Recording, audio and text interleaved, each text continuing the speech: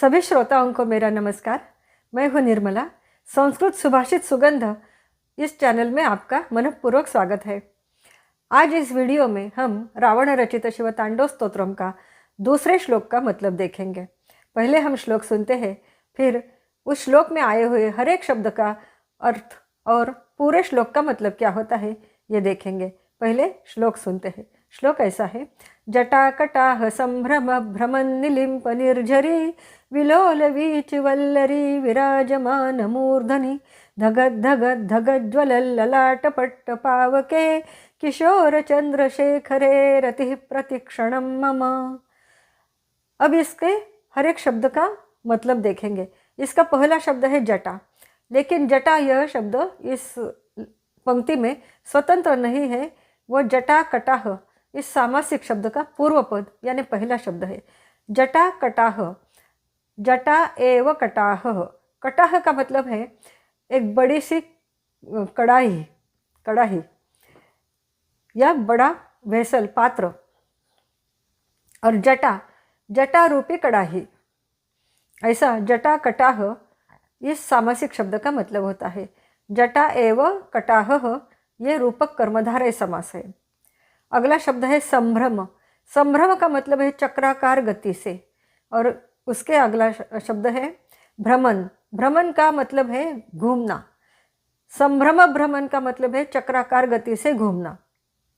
और निलिम्प निर्झरी, निलिम्प का मतलब है देव, और निर्झरी इस शब्द का अर्थ है नदी, देवलोक की नदी, देवों की नदी। देवों की नदी गंगा जी को कहते हैं, क्योंकि गंगा धरती पर आने से पहले स्वर्ग में निवास करती थी। स्वर्ग से वो भूमि पर उतरी हुई है, इसलिए गंगा को देवगंगा, स्वर्गीय गंगा ऐसा कहते हैं। निलिम्प निर्झरी का मतलब है स्वर्गीय गंगा मैया। अगला शब्द है विलोल वीची वल्लरी। विलोल यानी बहुत ही उमड़ती हुई, चंचल। वीची का मतलब है लहरें, और वल्लरी का मतलब है लताएं।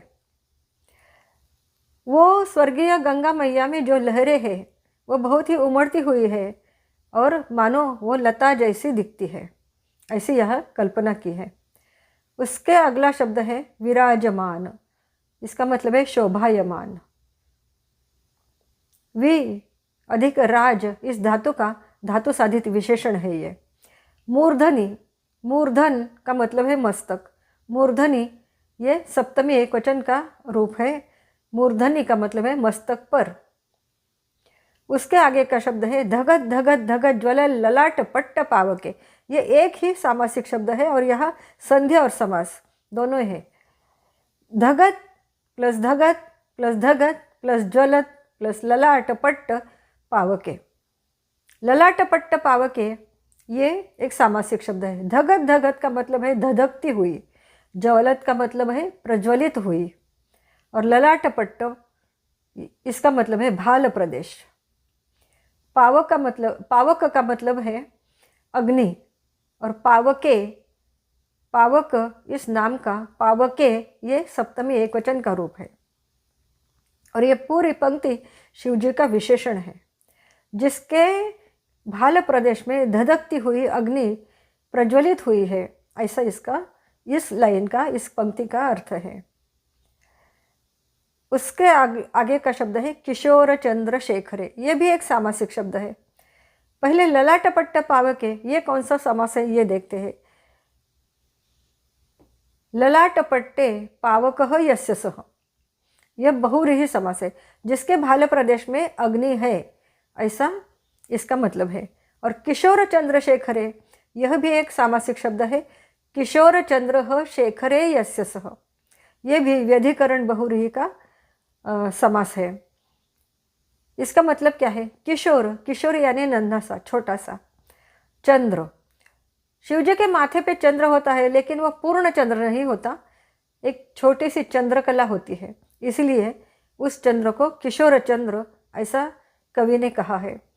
किशोर चंद्र ऐसा नन्हा सा चंद्र या चंद्रकला जिसके माथे पे है। शेखर का मतलब है माथा, जिसके माथे पे चंद्रकला है, ऐसा वो किशोर चंद्रशेखर। और शेखरे ये भी सप्तमी एकवचन का रूप है। ऐसे किशोर चंद्र शेखर में, इसका अर्थ ऐसा होता है। रति का मतलब है रुचि, प्रेम, अनुराग। प्रतिक्षणम ये भी एक सामासिक शब्द है। क्षणे क्षणे अव्ययी भाव समास है ये। हर एक पल में, प्रतिपल, ऐसा इसका मतलब है। और मम यानी मेरा। ये हुआ हर एक शब्द का मतलब हमने देखा है। अब हम पूरे श्लोक का मतलब देखेंगे।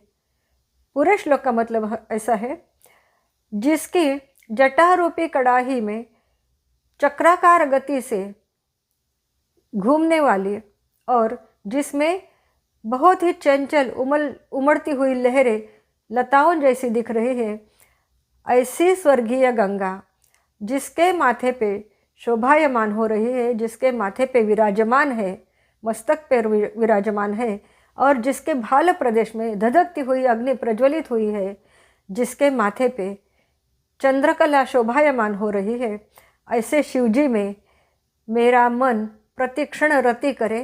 मेरा अनुराग, मेरा प्यार, मेरी रति शिवजी में कायम बनी रहे। ऐसा इस श्लोक का मतलब है। इसका हम अन्वय देखेंगे।